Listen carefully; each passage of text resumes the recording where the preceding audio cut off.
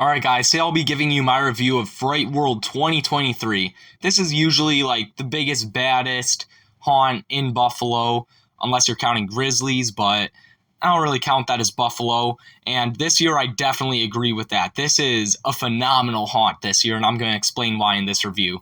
So for starters, it is pretty pricey at $40. It's not the worst, but it's not ideal, but it's definitely worth the money in my opinion, especially since they implemented some new rules that makes your experience a lot better.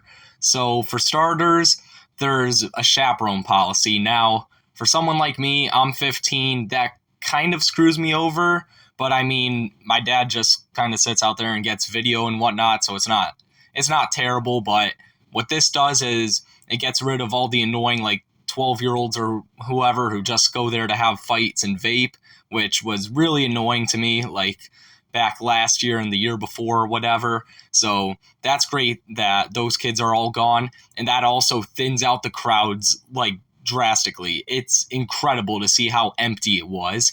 And it was a Saturday night. So no, it was Friday night, but still, it should have been packed. I mean, it was like the first week of October. So I get it. Like, it's not quite haunt season yet, but like, there should have been a lot more people than there were. Let's put it that way. It was absolute walk-ons for everything, which was amazing for me, but probably not good for business. But it might be because now you're not going to get the bad publicity of the fights and all that. The lobby this year, it's not the greatest in the world, but it's good enough. There's a plentiful amount of scare actors. Tiny's back. He's my favorite. You got a bunch of other clowns and other actors running around. They're pretty good. They definitely got a few people from what I saw. There's not really any effects in the lobby, unfortunately. But I mean, all the facades for the houses look pretty good. So, I mean, it's good enough. It's doable, especially since you're not really going to be spending a whole ton of time in the lobby. Now, again, I don't know what the normal lines are like, but if they're like if they're like the lines I experienced, they're non-existent. I mean, it was just walk up to any house we wanted and just get right in. It was amazing. So we only spent like an hour there, maybe not even. Like it was quick, but it was good. It wasn't because of the lengths of the houses, which we're gonna get into right now. So we're starting with Nightstalkers. We're gonna go around clockwise because why not? So Nightstalkers, that's also the first one we did. It was a solid house. Like it was probably better than last year, and it was my second favorite last year. So you've got basically the theme of this. I don't really know at this point. It's kind of all over the place. It's been Nightstalkers reloaded for a few years, and I kind of wish they would have done the flashlight thing, but I don't know, it's whatever. But yeah, there's a lot of really dark rooms in this. Like, it's really hard to see. And I mean, it's definitely a lot darker than Lights Out because everyone has their glow sticks there. For this, there's no glow sticks, nothing. Don't use your phone, so yeah, you're just feeling around these walls, and just an actor can pop out here, and this effect can go off here. It was really cool. The actors, and this is a common theme for Fright World especially, but also other houses this year. The actors were actually very like into it. They definitely tried their best to scare you, which is something I definitely appreciate because I mean, I'm literally paying $40 to get scared and see scenery, but mainly to get scared. Like I want the actors to scare me. And most of the houses were actually around 6 to 7 minutes long, from what I could tell. Night Stalkers was around 6:30 or something like that. Now I will say, me and my friend Chase, who was there, we take our time, like we take our sweet time through these things, especially when we know no one's behind us. So yeah, that's probably why if you're kind of rushing through, it's probably going to take a little less time. But yeah, always go slow. Give the actors some time to actually scare you properly. So on to Carnival Boneyard. This was my second favorite, or I don't know, I shouldn't say that yet, but yeah, it's my second favorite. I'll go over the rankings after this. You could probably figure it out before I actually give you the rankings, but whatever. Carnival Boneyard. This is an amazing house. You've got all sorts of clowns all over the place, and not just clowns. Like, there were a few other actors. There is a chainsaw in here, and yeah, it was a pretty good one. You couldn't really see it coming. that's really the only way chainsaws are effective now for me, is if you can't smell it, you can't like hear it or anything. So yeah, this was a pretty effective one. Not the greatest scare, especially in the whole house, but yeah, it was solid. You had the teddy bear room back. You had all sorts of great sets. Again, the actors really putting in the energy for this. It was a good longhouse. You have the turd tunnel again, which I mean they're fun, but I don't know, they're kind of annoying if you get stuck in them. So if you're bigger, beware of that. You had a really cool mirror maze though, with like all these lights. We were saying that'd be crazy if they put the chainsaw in the mirror maze. Like, yeah, that's definitely a missed opportunity. I would have put the chainsaw in there, especially since the chainsaw came like right after the mirror maze. So that would have been really cool if they put it there.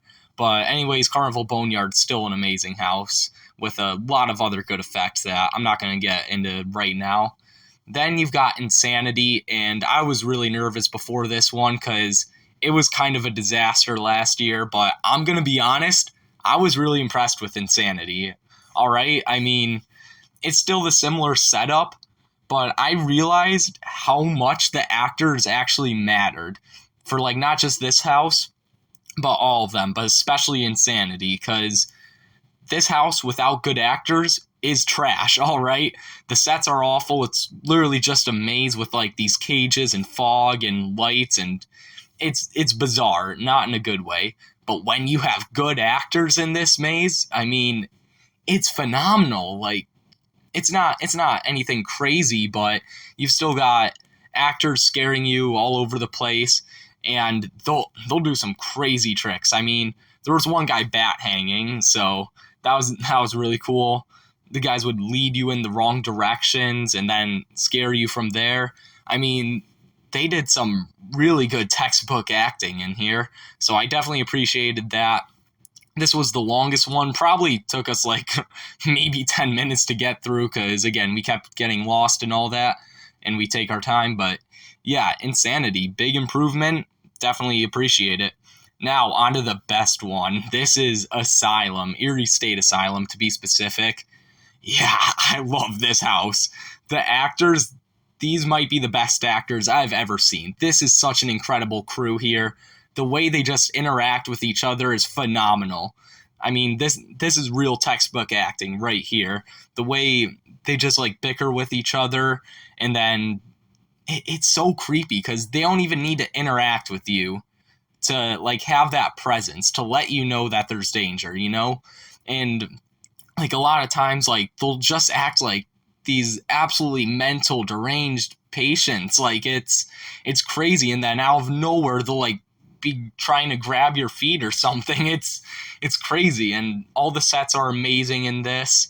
One girl actually like gave me her Burger King chicken nugget, which was really weird, but I mean, I guess it's free food.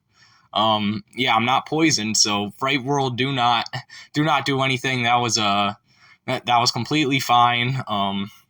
Yeah, overall, I mean, I'm not gonna spoil too much more, but it was a phenomenal house. I'm just gonna say that, and it wasn't too short either. I know, a lot of people were complaining it was a pretty short house last year. Like the quality was there, but it just needed a bit more length. I mean, again, we walk slow, but it still took about like 6 minutes, I felt like. So I was really happy with the length. And overall, just, man, those actors really like put themselves out there for this one. Now we're ending on a low note. This is Grindhouse. I really didn't like this year. It was definitely the shortest one. The two chainsaws were very predictable, I felt like. And just overall, the sets were not that good. The best part was the raccoon, which, if you don't know, that's a very rare animatronic, so that's cool to see that.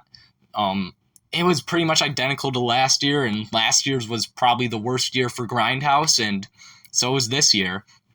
But overall, I would say the rankings are probably 5 Grindhouse, 4 Insanity. Yes, Insanity's not number 5 at Fright World. That is amazing, and it's because Insanity got better, and not because, I mean, Grindhouse did get worse, but not that much worse. Like, Insanity's actually good now. And then 3 Nightstalkers, 2 Carnival Boneyard, 1 Eerie State Asylum. So that's my review for Fright World, or I guess I should give it a final score. I'm going to give it a 950 out of 1,000. For me, it's pretty obvious where it ranks. Not quite ahead of Grizzlies, especially if you take into consideration the bus. I mean, it's not really fair if you compare anything to Grizzlies, really. But yeah, it's a whole lot better than any other haunts. I mean, Haunted Forest, Dark Matter, whatever. It's a lot better than that. It's definitely worth a visit this year because the low crowds, the quality, just everything. It's really good this year. So that's my review of Fright World 2023. Let me know what you guys thought of this review and this haunt down in the comments below. Make sure to like and subscribe, and I'll see you guys next time.